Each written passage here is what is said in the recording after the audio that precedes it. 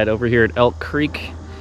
I don't think I've ever taken you here. So this is a local park that we have near my house, about 10 minutes away. So it's a perfect place. It's all paved path, I think. It's a very new park, so we're gonna explore a little bit today. Taking out my Trail 3s once again, just trying to break them in to test them out, see if they'll work for Grindstone. So, all right, let's get a little workout in, and then we're gonna talk a little bit about course RECON, another one of my ultra essentials for getting ready for your ultra marathon. So let's get going.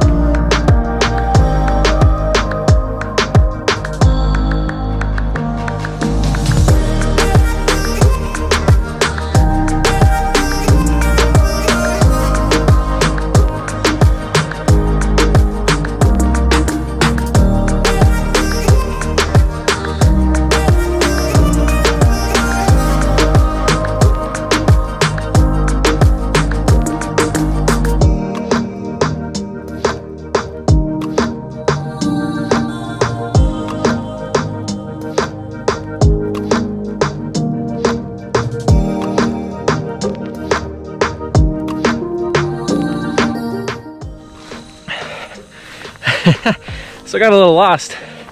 We're on an old golf course that they turned into a big park. So, doing a little route finding.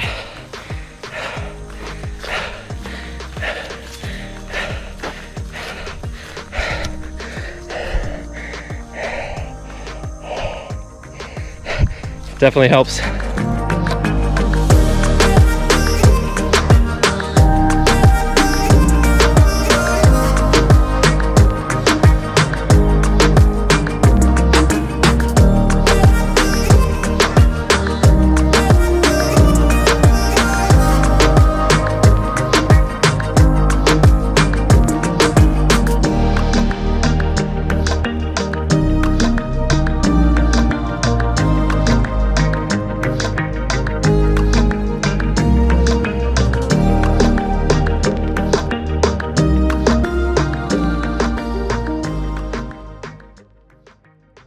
Welcome back, everybody. This is Dan the Ultra Dad. Today we are going to be doing a little bit of course RECON. First of all, I hope you enjoyed my run. This was actually from yesterday, and I really had fun over at a new park near my house. Really pretty. Used to be an old golf course, and over the past couple of years they've been developing it as a park, and it's really, really cool. Elk Creek is the name of it if you're local. But anyway, so hope you enjoyed that. Today we're going to be doing some course RECON, or a course preview of the Grindstone 100 coming up just a couple days. I'm going to be driving out on Thursday. This is Saturday, the weekend before. I'm driving out on Thursday or Friday. The race starts Friday at 5:40 p.m. for me. So just thought I might show you a little bit about what they say is involved with this course at the Grindstone 100. So we're going to kind of mix it up and show you a little bit from the website and just give you a little preview. So anyway, so the Grindstone 100 starts at Camp Shenandoah, is at the Boy Scouts of America camp there. It's located in the shadow of Allnutt Knob, which is the summit of a mountain next to it in the George Washington National Forest. The course begins at Camp Shenandoah. It's an out and back course. It ascends and descends the Little North Mountain before climbing over 2,400 feet in 4 miles to the summit of Allnutt Knob. That's the biggest, that's the climb in the beginning, and I'll show you the elevation profile in just a minute or two. The course then proceeds north following the ridgeline of the Great North Mountain, crossing over to and following the Wild Oak National Recreation Trail, before continuing north to the summit of Reddish Knob and then on to Briery Branch Gap, and then that's where you turn around and head back. It's an out and back, 50 miles out, 50 miles back. Normally the race begins at 6 p.m., but because of this year, because of COVID, they're going to do a wave start, which is fine. I happen to be in wave number 2, starting at 5:40 p.m. So. All right, so that's the first page. Let's go to the course description. The course description, I'm not going to get into all of the details. It kind of takes it turn by turn.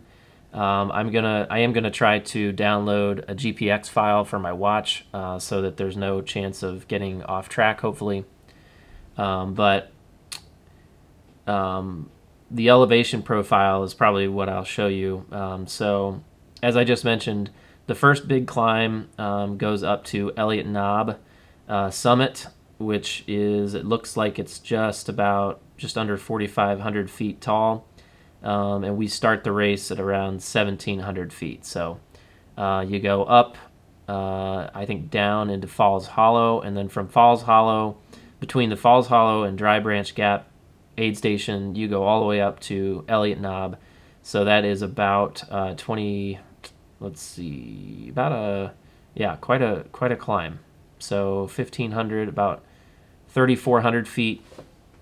And actually the sustained climb is from Falls Hollow, so that's 2,000 to about a 2,400 foot climb over 4 miles. So that's the climb to Elliott Knob that I've had several people recommend to me that I not try to run that. Apparently it's pretty runnable. It's on a fire road, apparently. So of course I've never been to the course, so I don't know anything, but apparently it's tempting to run up that because it's the beginning of the race. Everybody's excited, but everyone that I've spoken to has recommended to hike that hill to not burn out my legs.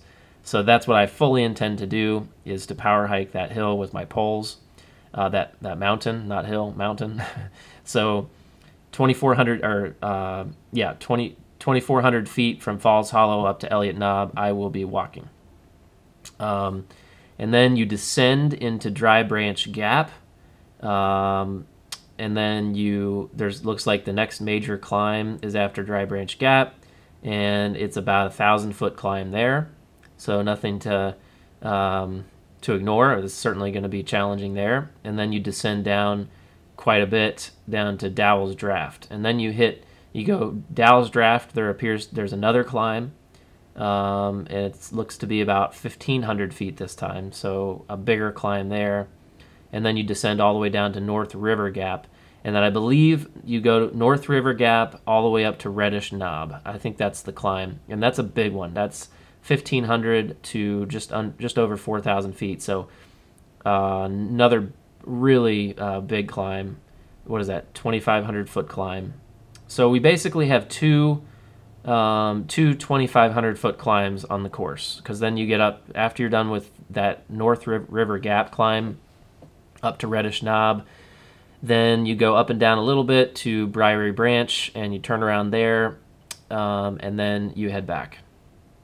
So now, one thing about the return trip, it appears, is based on the description of the course, you don't summit Elliott Knob or Reddish Knob on the way back. So I don't know how much that cuts off of the course on the way back, but I guess you don't actually go to the summit on the return trip.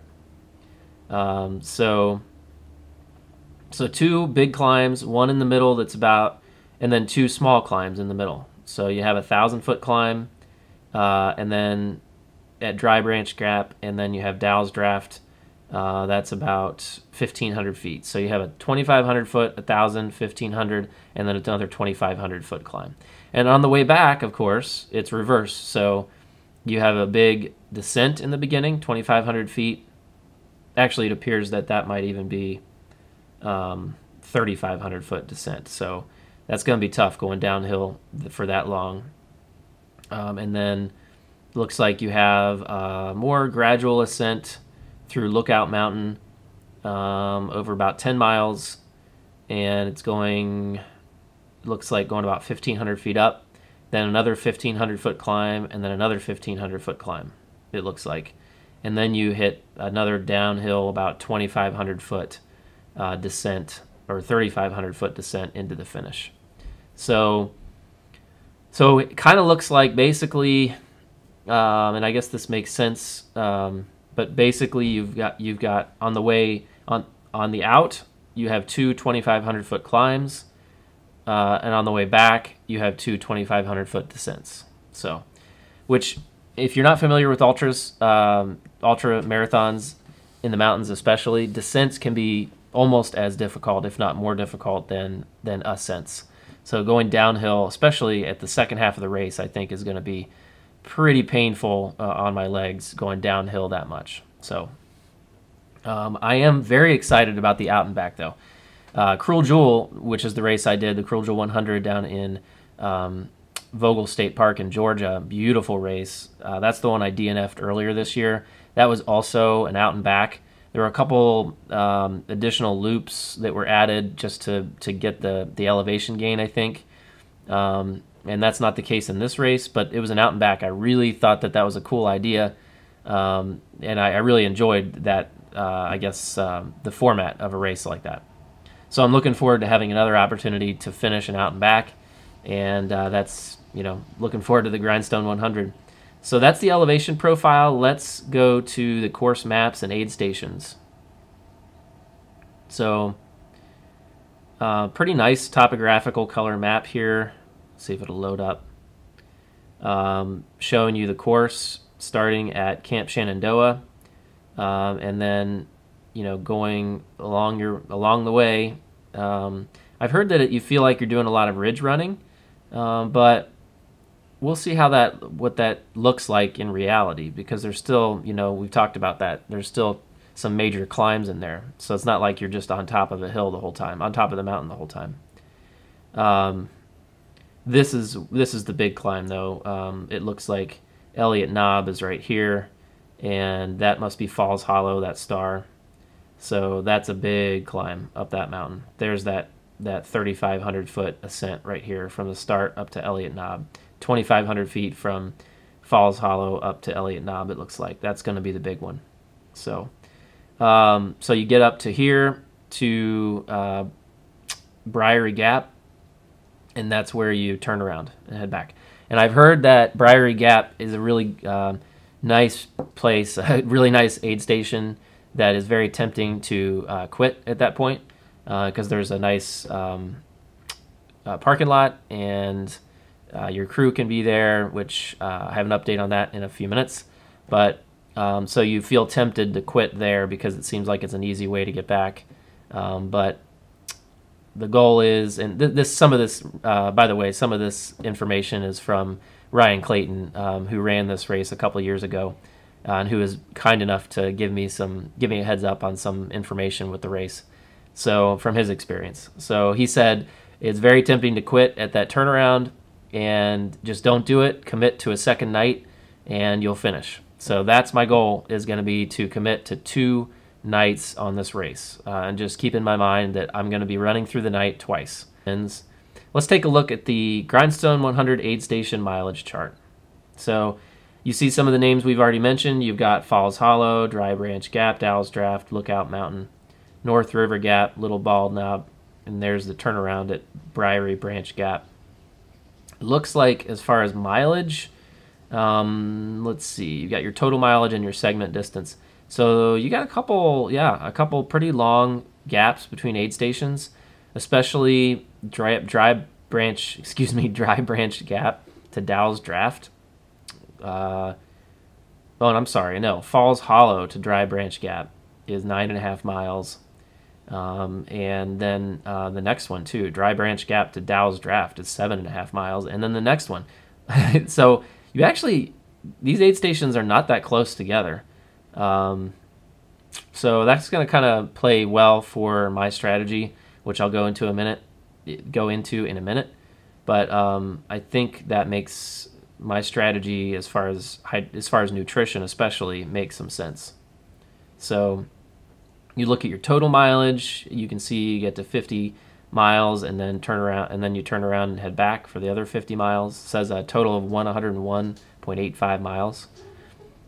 Crew access, I heard, is a little bit challenging here, because there's apparently 15 aid stations, or appears to be 14 here, but only 6 of them, only half of them can have crew access.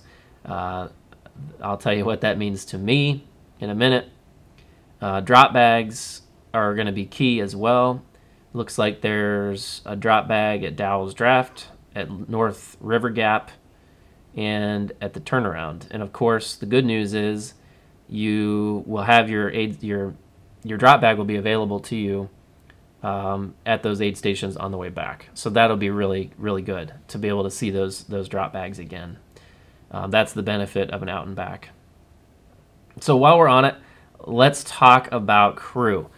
So I think I mentioned this the other day during one of my videos, but it turns out I am not going to have a crew at the Grindstone 100. So we just had some family activities, and excuse me, and so I will be carrying along with me a spot tracker. So I'll have those updates for family and friends, and I'll try to find a way to make it more public. But so they'll be able to cheer me on from home, but because of some activities and things with the kids, I'll be alone down there at the Grindstone 100. So that's on the crew front. So the crew access on here on the website doesn't really matter to me because I will have no crew. But the drop bags become all that more important, to pack those drop bags appropriately and make sure I have everything that I need there. I did a video before the Cruel Jewel. No, or was it Mohican? Mohican. So on my, it was before Mohican, I did a drop bag video. Check it out, upper right-hand corner if you haven't seen it. I went into some pretty in-depth discussion of the gear that I was taking to that race. So there's the chart. I'm hopeful that, and I'm pretty sure there's a very good GPX file for my watch, for my Phoenix 6 Phoenix 6 Pro that I'm wearing and that I'll be wearing during this race. So it should help me a lot with knowing what climbs are coming up. With Climb Pro, it's going to be really nice because the watch will actually tell me how much I have left in a particular climb. So that's pretty exciting. I can't wait to use that. Yeah, so that's about it. I just wanted to share with you the course, give you a little course preview. Like I said, I'll be carrying a spot tracker device that will track me through the race. So we'll see how I know I can send it to like 10, I think, different people. I don't know if there's a way to publish that track on, social media. I'm very excited about the race. It's going to be just absolutely exciting and epic, I think is a good word. I think it's overused, but it's a great word for this. So it's going to be a lot of fun. I hope you're enjoying my run up to the Grindstone 100 and find something in these videos interesting. If you have any questions or comments below, definitely hit me up in the comments. If you've run this race before and have advice, absolutely leave me a comment. I'd love to hear from you. But thank you very much for following along. If you haven't subscribed to my channel, definitely hit the subscribe button. Hit the like thumbs up as well if you like this video.